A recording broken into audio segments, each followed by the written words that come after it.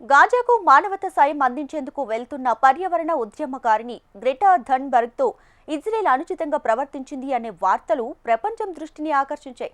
తనను అదుపులోకి తీసుకున్న ఇజ్రాయెల్ సైన్యం పురుగులు, బొద్దింకలు ఉన్న చోట నిర్బంధించిందని, తగిన ఆహారం కూడా ఇవ్వలేదని ఆరోపించారు గ్రెటా. అయితే ఆమె చెప్పినవన్నీ అబద్ధాలని, కేవలం పబ్లిసిటీ కోసం ఇదంతా చేస్తుందని ఇజ్రాయెల్ ప్రధాని నెతన్యాహు అంటున్నారు. మరోవైపు గ్రెటా ఓ ట్రబుల్ మేకర్ అని వ్యాఖ్యానించారు అమెరికా అధ్యక్షుడు డొనాల్డ్ ట్రంప్. శాంతి ప్రక్రియ వేళ ఈ యువతి చేసిన రచ్చ చర్చనీయాంశంగా మారింది. 6 ఏళ్ల క్రితం 15 ఏళ్ల బాలిక పర్యావరణ సమస్యలపై ప్రపంచ దేశాలను, ముఖ్యంగా అగ్రదేశాలను నిలదీసిన తీరు అందరినీ ఆకర్షించింది. తనలాంటి ఎంతో మంది బాలికలు పర్యావరణ సమస్యల కారణంగా బాల్యాన్ని కోల్పోతున్నారని ఆవేదన వ్యక్తం చేసింది. ఇందుకు నిరసనగా స్కూల్కు వెళ్లటం మానేస్తున్నట్టు ప్రకటించింది. ఈ బాలికే గ్రెటా థన్బర్గ్. స్వీడన్కు చెందిన ఈ బాలిక చిన్న వయసులోనే పర్యావరణ అంశంపై ఆమె చేపట్టిన పోరాటం ఎంతో మందికి స్ఫూర్తిగా నిలిచింది. పర్యావరణ ఉద్యమకారిణిగా ప్రపంచవ్యాప్తంగా అనేక దేశాల్లో పర్యటించి అనేక కార్యక్రమాల్లో పాల్గొంది. కేవలం పర్యావరణ అంశాలే కాకుండా ఇతర సామాజిక, రాజకీయ అంశాలపై కూడా దృష్టి సారించింది గ్రెటా. ప్రస్తుతం అంతర్జాతీయంగా చర్చించుకుంటున్న అంశం గాజా. తమ దేశంపై దొంగచాటుగా దాడి చేసిన హమాస్ని అంతం చేయటమే లక్ష్యం అంటూ గాజాపై భారీ ఎత్తున దాడులను ప్రారంభించింది ఇజ్రాయెల్. గత 2 ఏళ్లుగా జరుగుతున్న ఈ పోరాటంలో పూర్తిగా శిథిలమైంది గాజా.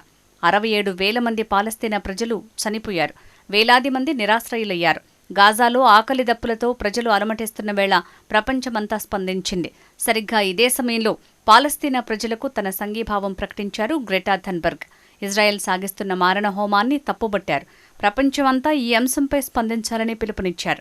గాజా మానవతా సాయం పేరుతో మధ్యధరా సముద్రంలో నౌకాయాత్ర చేపట్టింది గ్రెటా థన్బర్గ్. ఆమెకు మద్దతుగా America, UAE, Turkey, Algeria, Morocco, Italy, Kuwait, Libya, Malaysia, Mauritania, Switzerland, Tunisia, Jordan తదితర దేశాలకు 137 మంది పర్యావరణ ఉద్యమ కార్యకర్తలు నౌకల్లో బయలుదేరారు. అయితే ఇజ్రాయెల్ నౌకాదళం ఈ బృందాన్ని అడ్డుకుంది. గ్రెటాతో పాటు అందరినీ నిర్బంధంలోకి తీసుకుంది. అయితే గ్రెటాతో ఇజ్రాయెల్ అధికారులు అనుచితంగా ప్రవర్తించారని ఆమెతో వచ్చిన వారు ఆరోపించారు.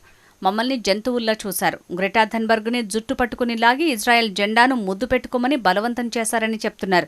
థన్బర్గ్ని నల్లులున్న గదిలో ఉంచారని, సరైన ఆహారం, నీరు ఇవ్వలేదని ఆరోపించారు.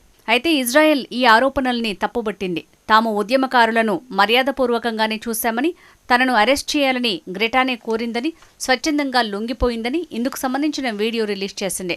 సముద్ర మార్గంలో అనుమతి లేకుండా అక్రమంగా ప్రవేశించినందుకే వీరిని అదుపులోకి తీసుకుని తిప్పి పంపించామని ఇజ్రాయెల్ తెలిపింది. ఈ ప్రాంతంలో తమ దేశ భద్రత కోసం గత 16 ఏళ్లుగా నిషేధం విధించామని ఇజ్రాయెల్ అధికారులు తెలిపారు. కాగా గ్రెటా పబ్లిసిటీ కోసమే ఇదంతా చేస్తోందని ఇజ్రాయెల్ ప్రధాని బెంజమిన్ నెతన్యాహు ఆరోపించారు. మరోవైపు ఆమె ఓ ట్రబుల్ మేకర్ అని వ్యాఖ్యానించారు అమెరికా అధ్యక్షుడు డొనాల్డ్ ట్రంప్. ఇదిలా ఉంటే పర్యావరణ ఉద్యమకారిణిగా పేరు తెచ్చుకున్న గ్రెటా థన్బర్గ్ పాలస్తీనా అంశాన్ని ఎందుకు భుజాన ఎత్తుకుందనే చర్చ కూడా జరుగుతోంది.